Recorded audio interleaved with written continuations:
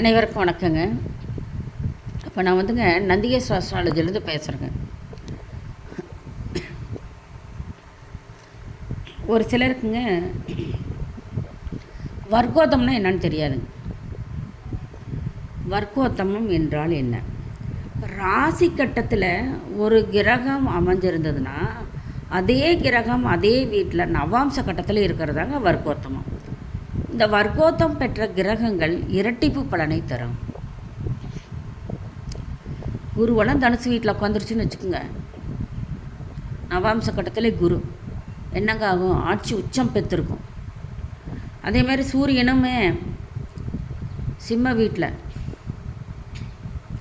சூரியன் அமர்ந்து நவாம்ச கட்டத்திலே சூரியன் சிம்ம வீட்டில் அமர்ந்தா அரசு பதவி, அரசியல் வாழ்க்கை சிறப்பாக இருக்கும். இந்த மாதிரி தாங்க நம்ம கணக்கிடணும். இல்லைன்னா சூரியன் 10ஆம் இடத்துல திக்பலம் பெறுங்க.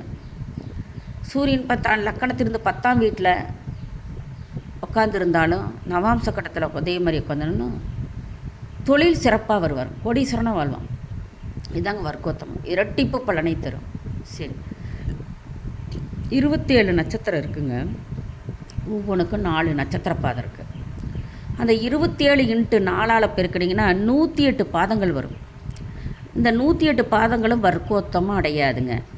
12 நட்சத்திரங்கள் தான் வர்க்கோத்தம் அடையும். மீதி 15 வர்க்கோத்தமம் அடையாது. 12 நட்சத்திரம் எது? அஸ்வினி, ரோகிணி, புனர்பூசம், பூரம், அப்புறம் சித்திரை 12 நட்சத்திரங்கள்ங்க. 12லேயே பாருங்கள் நட்சத்திரம் வந்து அஸ்வினி 1 2 3 1 2 3 4 5 6 7 8 9 நட்சத்திரங்கள் தான். சாரி, 9 நட்சத்திரம் தான் நட்சத்திர சாரம் வருது, நட்சத்திரம் பாதம் வருது பாருங்கள். அஸ்வினி 1 2 3 4 5 6 7 8 9 நட்சத்திரங்கள் மட்டுமே நட்சத்திர பாதம் அடையும். நட்சத்திர பாதத்தில் வர்க்கோத்தம் அடையும் 9 நட்சத்திரம்தான். மீதி 18 நட்சத்திரங்கள் வராது.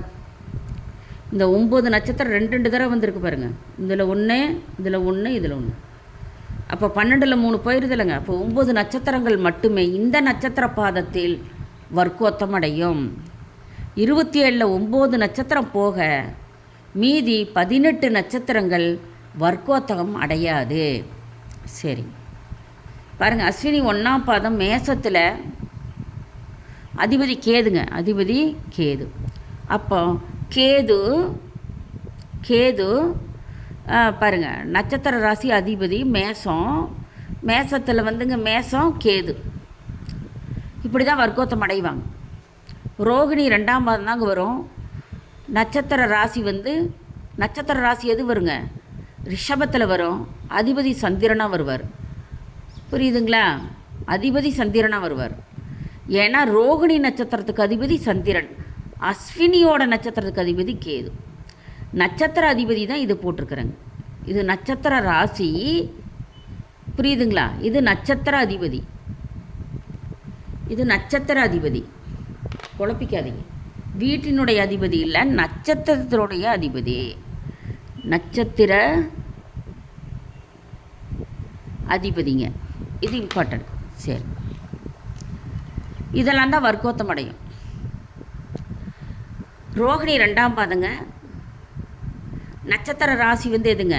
நட்சத்திர ராசி ரிஷபம், சந்திரன் அதிபதியாக வருவார். நட்சத்திர அதிபதி ரோகிணிக்கு சந்திரன் தான் அதிபதிங்க.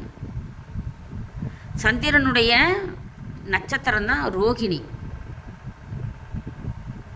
நல்லா தெரிஞ்சுக்கணும். அடுத்தது புனர்பூசம் 3ஆம் பாதம் மிதுனம் குருங்க. புனர்பூசம் 4ஆம் பாதம் 3ஆம் பாதம் மிதுனம் குருங்க. 4ஆம் பாதம் கடகம் குருங்க. கடகம் குரு. இது அப்படியே கிளாஸ் போயிட்டு இருந்தால் தான் புரியும். பூரம் 1ஆம் பாதம் சிம்மம், சுக்கிரன் தான் அதிபதி. நட்சத்திர அதிபதி பூரம் வந்து சுக்கிரன் நட்சத்திரம். சித்திரை 2ஆம் பாதம் கன்னி, செவ்வாய் தான் நட்சத்திர அதிபதியாக வரும். சித்திரை வந்து செவ்வாயுடைய நட்சத்திரம். சித்திரை 3ஆம் பாதம் துலாத்தில் இருக்குங்க. செவ்வாய் அதிபதியாக வரும், நட்சத்திர அதிபதி. அனுசம் 4ஆம் பாதம் விருச்சகம் சனி நட்சத்திர அதிபதியாக வருவாங்க. உத்திராடம் 1ஆம் பாதம் தனுசு சூரியன் அதிபதியாக நட்சத்திர அதிபதியாக வருவார். உத்திராடம் 2ஆம் பாதம் மகரம் சூரியன் நட்சத்திர அதிபதியாக வருவார். சதயம் 3ஆம் பாதம் கும்பம் ராகு பகவான் நட்சத்திர அதிபதியாக வருவார். ரேவதி 4ஆம் பாதம் மீன நட்சத்திர ராசி புதன் நட்சத்திர அதிபதியாக வருவார். புதனுடைய நட்சத்திரம் ரேவதி. புரியுதுங்களா? இது தெரிஞ்சு வச்சுக்கணும். இது எல்லாம் தான் வர்க்கோத்தமம் அடையும். மற்ற 27 நட்சத்திரத்தில் 9 நட்சத்திரங்கள் மட்டுமே இந்த பாதத்தில் வர்க்கோத்தமம் அடையும். நீங்கள் வேணாலும் பார்த்துங்க, யார் ஜாதகத்தை வேணாலும் பாருங்கள், இதுக்கு மேலே எதுவும் வராதுங்க. அதனால் இந்த ராசி தான் வரும். சூரியன் புதன் இது வர்க்கோத்தம் அடையும். இந்த நட்சத்திரம் இந்த சாரத்தில் தாங்க வரும். புனர்பூசம் 4ஆம் பாதம் அஸ்வினி 1ஆம் பாதம் இது வர்க்கோத்தம் அடையும். இதை எழுதி வச்சுக்கோங்க, குறிப்பேட்டில் எழுதி வச்சுக்கோங்க. ரொம்ப பயனுள்ள தகவலாக இருக்கும். நன்றி. சுபம்.